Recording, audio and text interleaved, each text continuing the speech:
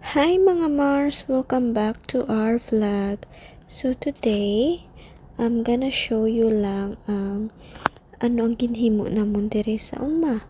So it's another day, another vlog diri sa uma. So si Kanay early pa na nag-wake up. But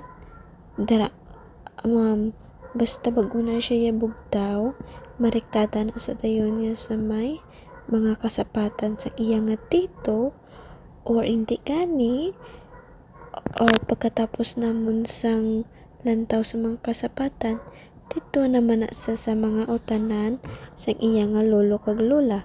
So bago lang kami tuhalin no,